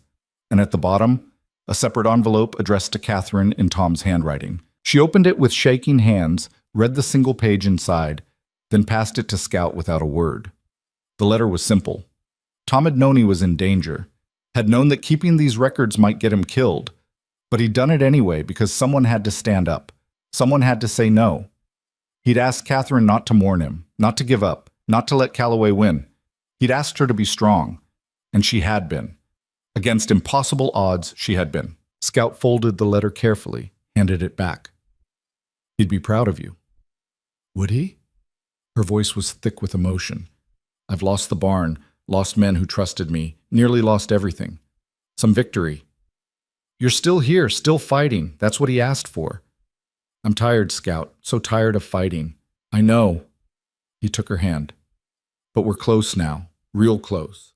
We give these to Hendricks, let the law do what it's supposed to do, and maybe, just maybe, this ends. And if it doesn't, then we keep fighting, together, like we have been. She squeezed his hand, drawing strength from the contact. All right, let's finish this. They met Hendricks at the sheriff's office the next morning. Garrett was there too, looking like a man who'd aged a decade in 3 weeks. When Scout spread the documents across the desk, the marshal's eyes widened. Where did you get these? My husband kept records, Catherine said. He knew what Calloway was doing. He just didn't live long enough to use them. Hendricks read through the papers with increasing intensity, Morrison taking notes beside him. When the marshal finally looked up, his expression was grim satisfaction. This is it. This is what we needed. He tapped the ledger. Names, dates, financial transactions, enough to bring charges against Calloway and everyone in his organization. How long? Scout asked. To build the case? A few weeks. To make arrests? Depends on how much they fight. Hendricks looked at Catherine. This is going to get ugly, Mrs. Aldridge. Calloway won't go quietly, and you'll be a witness, which means you'll be in danger until this is resolved. I'm already in danger. At least this way, there's a point to it. We can offer protection. No. Catherine's voice was firm. I'm not leaving my ranch, not for Calloway, not for anyone.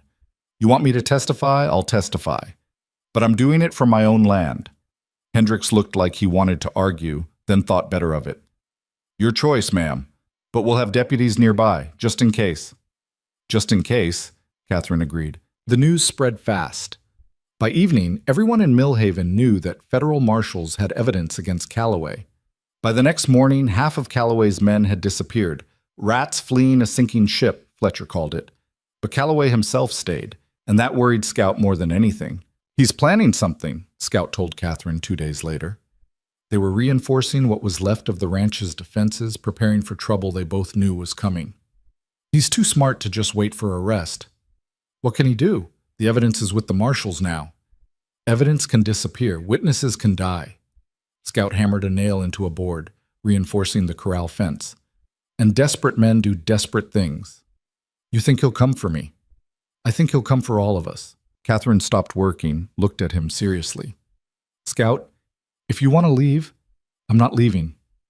Let me finish. If you want to leave, I'll understand. This isn't your fight anymore. The law's involved. There's protection. You've done more than anyone could ask. You don't owe me. He kissed her, cutting off the words. When he pulled back, he kept his forehead pressed to hers. Stop trying to give me an out. I'm staying, not because I owe you, because I want to. Even if it gets you killed? Even then, she laughed, but it was shaky. We're both crazy. Probably, but at least we're crazy together. The attack came that night, but not the way they expected. Scout was in the house when he heard horses. Not the thunder of a raid, but the quiet approach of a few riders. He was at the window instantly, rifle ready, counting shapes in the moonlight. 3 horses, 2 riders, and a body slung across the third horse's saddle. Catherine, he called quietly, get down here. She came down the stairs, gun in hand, saw what he was seeing. That's Pete's horse. They went out together, weapons ready, approaching carefully. As they got closer, Scout's gut twisted. The body across the saddle was Pete, and he wasn't moving. The 2 riders were strangers, rough-looking men with the kind of faces you forgot quickly.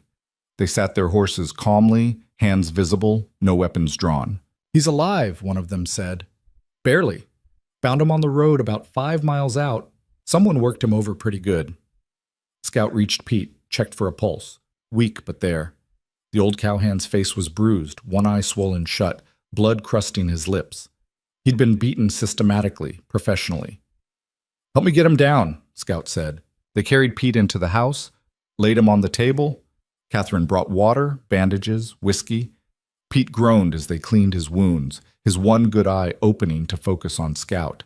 "Calloway," he rasped. "Jumped me. Coming back from town. Had a message." "Save your strength." "No, you need to hear this." Pete coughed, blood flecking his lips.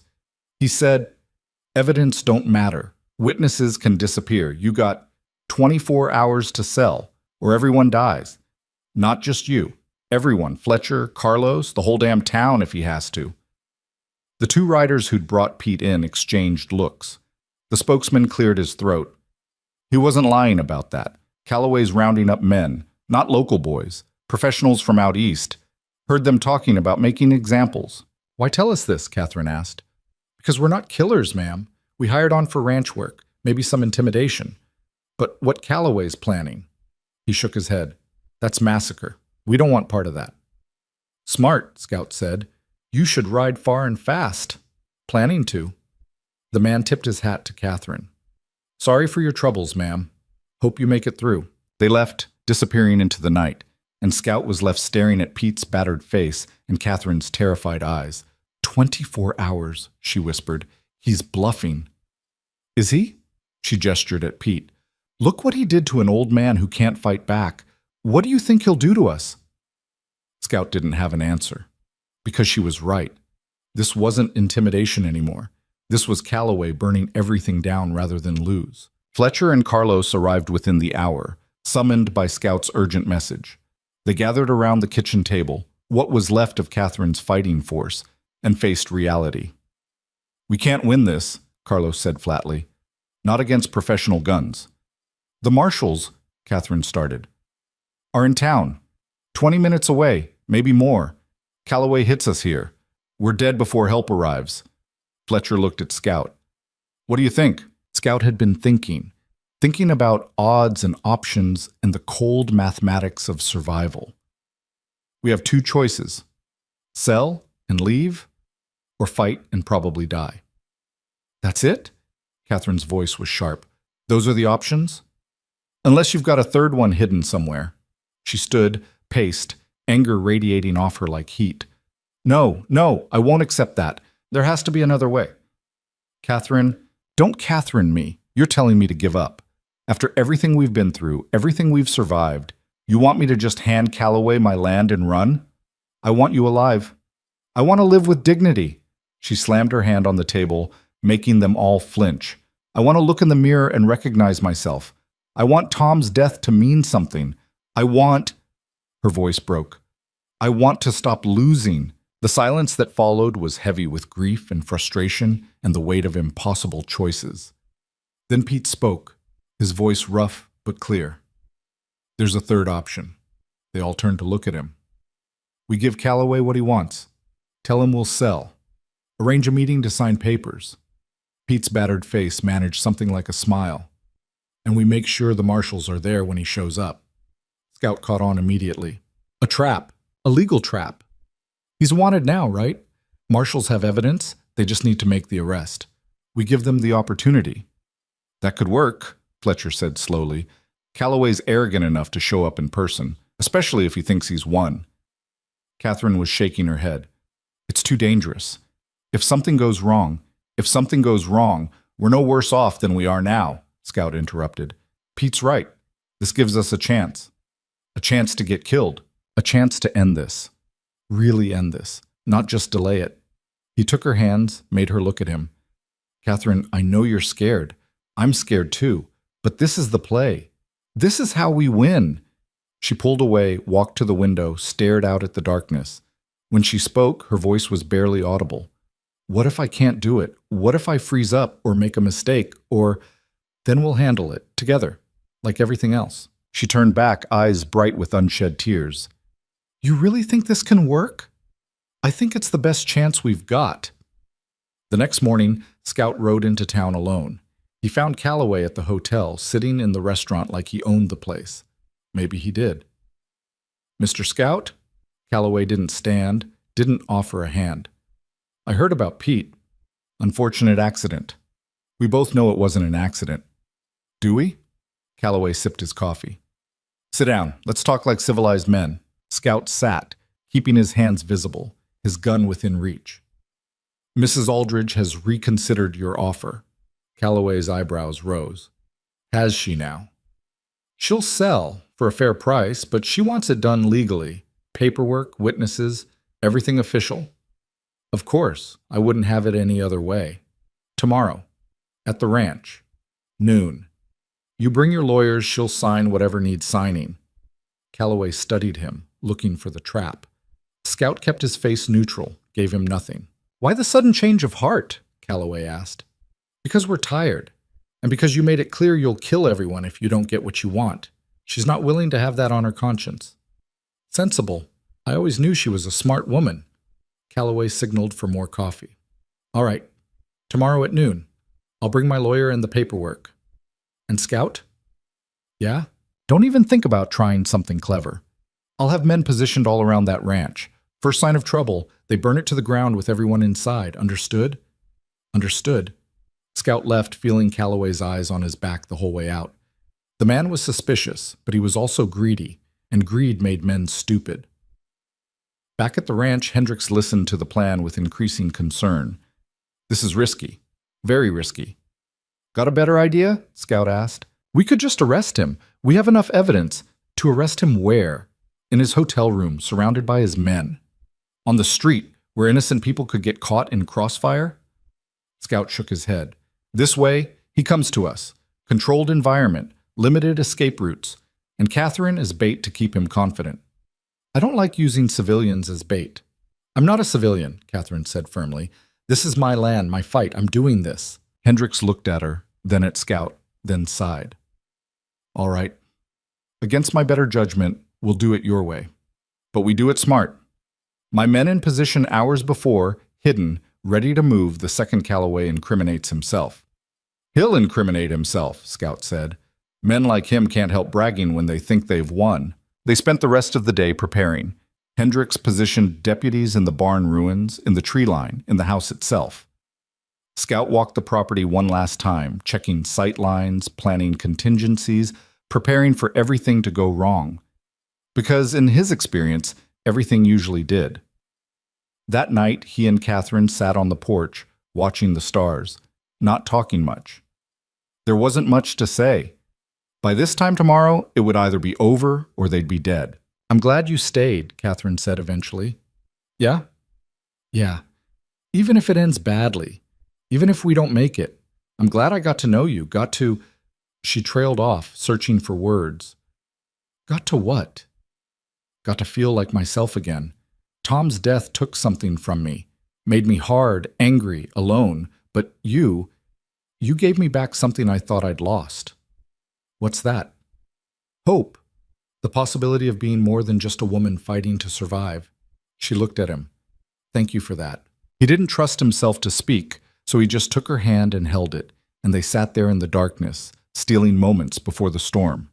Calloway arrived exactly at noon, riding in a fancy carriage with 2 lawyers and 8 armed men.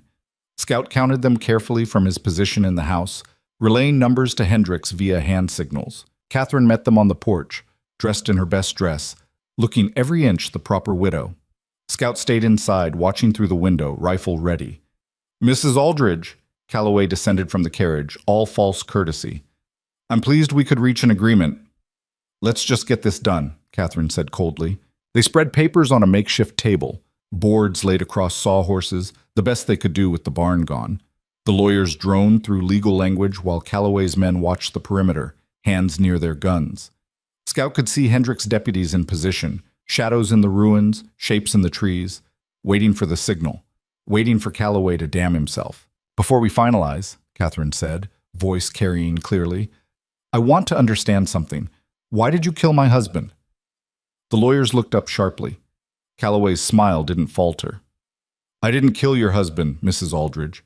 He died in an accident. Did he? Because these papers say you paid someone to make it look like an accident. I don't know what you're talking about. Catherine pulled out one of Tom's documents. Scout had given it to her that morning. This ledger. It lists every ranch you've taken, every method you've used, including murder. Calloway's face went cold. Where did you get that? My husband kept records, Very detailed records, including correspondence between you and the railroad executives planning this whole scheme.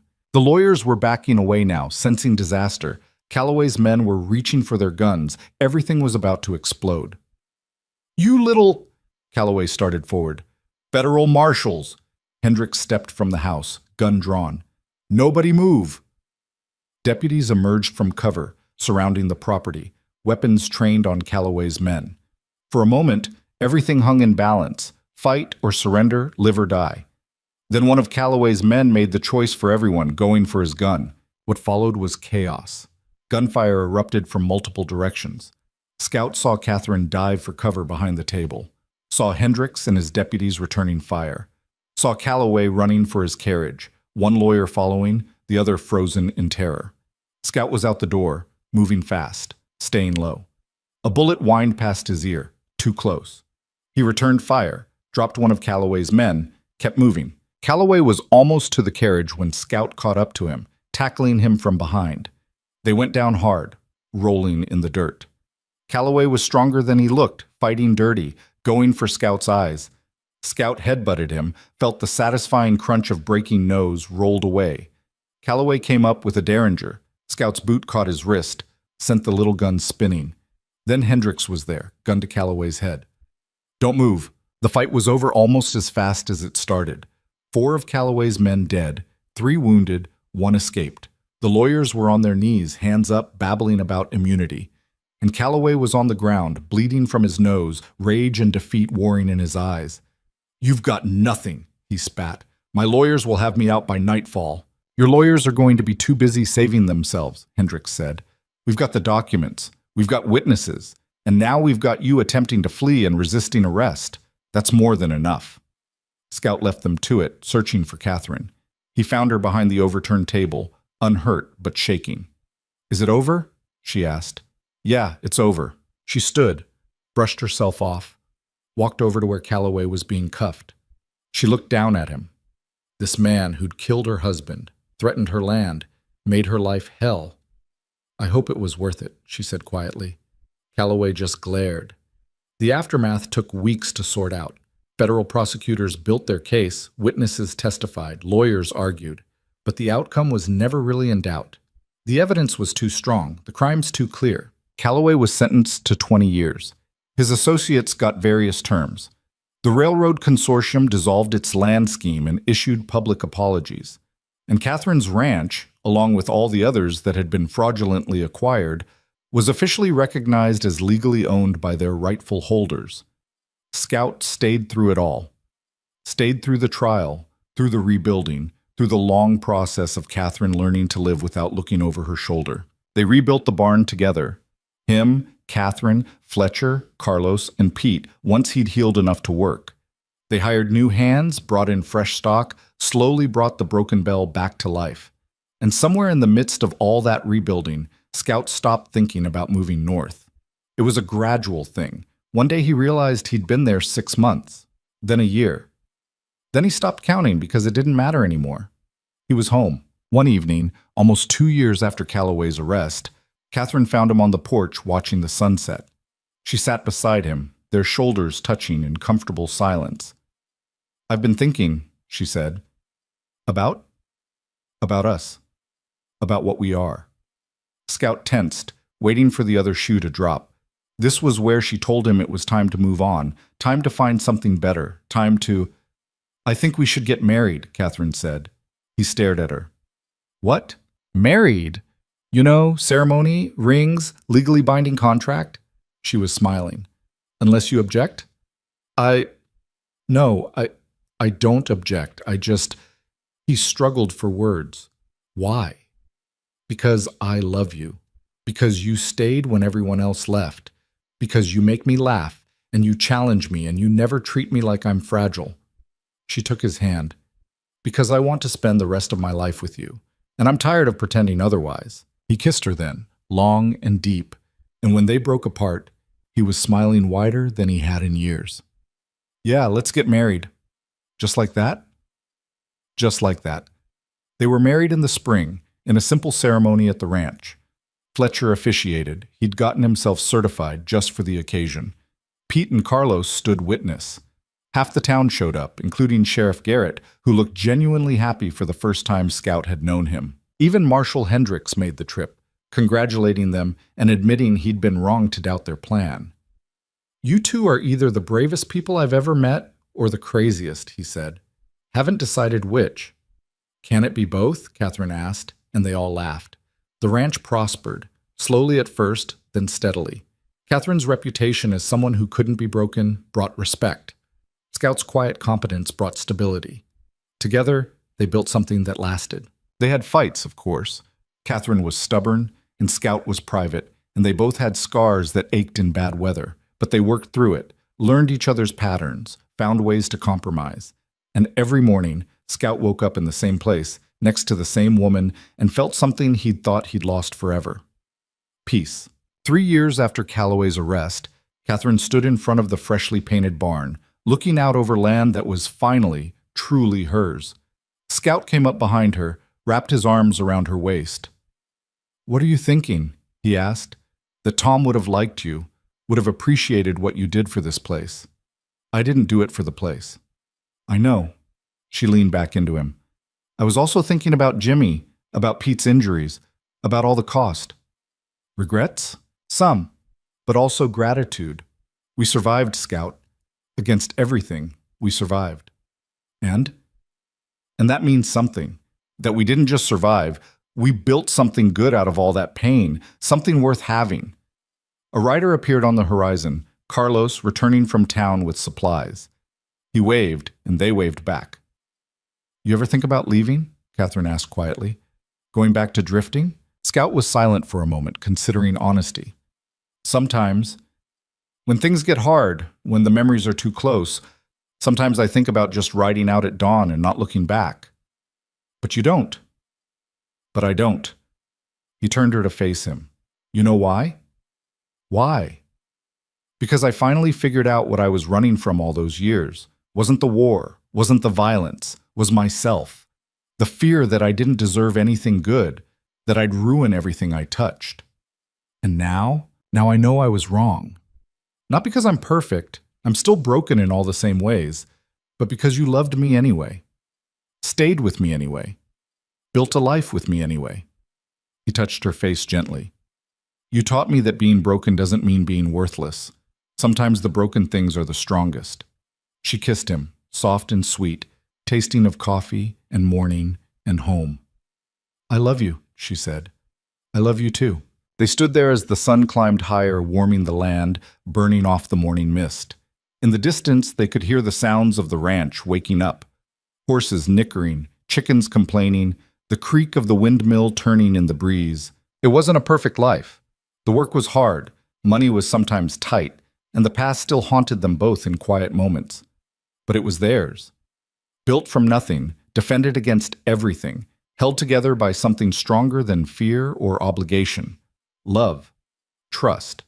The simple decision to stay when leaving would have been easier, and that, Scout thought, was worth more than all the gold in California. 5 years after Calloway's arrest, a young couple rode up to the ranch, looking nervous and hopeful in equal measure.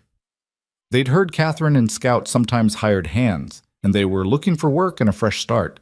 Scout interviewed them, saw in their eyes the same desperation he'd once carried, the same need to prove they were worth something. "You know anything about ranching?" he asked. "Not much," the young man admitted. "But we learn fast, and we're willing to work hard. That's all we ask." Scout shook their hands. "Welcome to the Broken Bell." As he watched them head toward the bunkhouse, Catherine came up beside him. "You're getting soft," she teased. "Maybe, or maybe I remember what it's like to need someone to take a chance on you." She slipped her hand into his. "You took a chance on me. Best decision I ever made.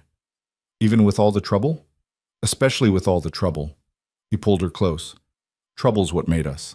That night, after dinner, after the hands had gone to their quarters and the ranch had settled into peaceful darkness, Scout and Catherine sat on their porch.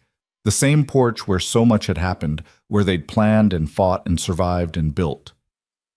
"You never told me your real name," Catherine said suddenly. Scout smiled. "No, I didn't." "Are you going to?" He considered it. For years, he'd kept that secret, kept the distance between who he'd been and who he was. But distance didn't protect you from the past. Only acceptance did. "James," he said quietly. "James Wheeler." "James." She tested the name, smiled. "It suits you." "Not sure anyone's called me that in 20 years. I'll call you whatever you want. Scout, James, or just mine." He laughed, pulled her closer. "I like that last one." They sat in comfortable silence. Two people who'd found each other in the worst circumstances and built something lasting from the wreckage. The stars wheeled overhead, indifferent and eternal, and somewhere in the distance, a coyote called to the moon. Tomorrow would bring new challenges. The work was never done on a ranch, and life had a way of throwing curveballs when you least expected them. But they'd handle it, together, the way they handled everything, because that's what you did when you found something worth fighting for. You fought, you stayed, you built, and you looked back not with regret, but with gratitude that the road had led you here, to this moment, to this person, to this life that was hard and beautiful and entirely your own. Scout, James, looked at his wife, his partner, his home, and smiled. "What are you thinking?" Catherine asked. "That I'm glad I broke my rules." "Which ones?" "All of them." He kissed her temple. "Every single one." And as the night deepened and the stars burned overhead, two survivors sat on their porch and counted themselves lucky. Not because they'd avoided pain, they'd both had more than their share, but because they'd found something rare in a hard world. They'd found each other, and they'd chosen to stay. That was the real victory, not defeating Calloway, not saving the ranch, not surviving the violence. The victory was choosing connection over isolation, choosing hope over despair, choosing to build instead of destroy. It was the victory of two broken people who'd refused to let their brokenness be the end of their story. And in the morning, when Scout woke to find Catherine already up, making coffee, humming softly to herself, he realized something profound. For the first time in his life, he wasn't running from anything. He was running toward something, toward the future they were building one day at a time, toward the life they'd chosen with all its flaws and challenges, toward each other, always toward each other. The gunman who drifted into Millhaven with no name and no plan had become James Wheeler, husband, rancher, man with roots so deep they couldn't be pulled up by anything short of death. And when death finally came, years later, peacefully, in his sleep with Catherine beside him, his last thought wasn't of regret or fear. It was gratitude for the town he'd almost ridden past, for the woman who'd asked him to stay, for the chance to be more than what he'd been, for all of it, every hard-fought, beautiful moment. But that was years in the future. For now, on this morning, James Wheeler poured coffee for himself and his wife, looked out over land they'd bled for and built on, and smiled. "Beautiful day," Catherine said, joining him on the porch. "They all are," he replied. And he meant it, every word.